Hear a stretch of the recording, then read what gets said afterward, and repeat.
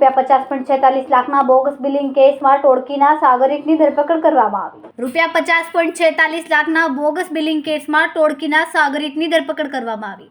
હાર્દિક રમેશભાઈ ગુરિયાને ઝડપી પાડવામાં આવ્યો। આરોપી હાર્દિક ગુરિયા એક્સિસ બેંકમાં સેલ એક્ઝિક્યુટિવ તરીકે કામ કરતો હતો।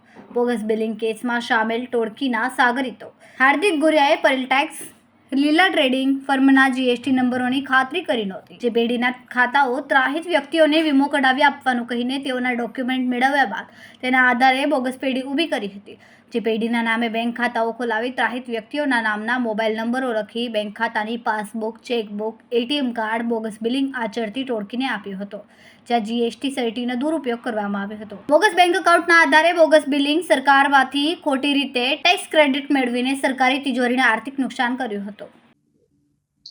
સુરત શહેર ખાતે ઇકોનોમિક જે સેલ છે તેની અંદર એક જીએસટી ટેક્સ ક્રેડિટની ચોરી અંગેની ફરિયાદ દાખલ થયેલી, જે ફરિયાદની અંદર ફરિયાદીના જે જીએસટી એકાઉન્ટની અંદર ટેક્સ ક્રેડિટ જમા થયેલી હતી લગભગ 50 લાખ આસપાસ, તેની ચોરી કરી અને નુકસાન કરેલું એ બાબતની ફરિયાદ મળેલી, જે તપાસ અમો કરતા હોય, જેમાં મહેરબાન પોલીસ કમિશનર શ્રી અનુપમ ગેહલોત સાહેબ દ્વારા સતત માર્ગદર્શન હેઠળ સદર ગુનો ડિટેક્ટ કરેલ છે અને ભાવનગરની અંદર રહેતો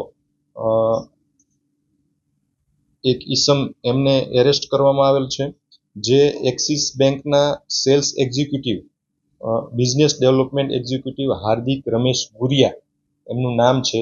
તેમનો રોલ આની અંદર જોઈએ તો પરીલ ટેક્સ અને લીલા ટ્રેડિંગ આ બે બોગસ બેંક એકાઉન્ટો ખોલાવ્યા અને એકાઉન્ટ હોલ્ડરોને વીમો ઉતારવો છે એવું ખોટી રીતનું માર્ગદર્શન આપી અને અભણ વ્યક્તિઓના આવા બોગસ એકાઉન્ટો ખોલ્યા અને એકાઉન્ટોની અંદર અન્ય ત્રાહિત વ્યક્તિઓના મોબાઈલ નંબરો એડ કરવામાં આવ્યા અને જે બેંકની પાસબુક, ચેકબુક, એટીએમ બુક આ બધી વસ્તુઓ અન્ય વ્યક્તિઓને આપવામાં આવેલ છે, જે બાબતે આ ઈસમની ધરપકડ કરવામાં આવેલ છે અને એમના રિમાન્ડ મેળવવાની તજવીજ કરવામાં આવેલ છે। આગળની તપાસ અત્રે શરૂ છે।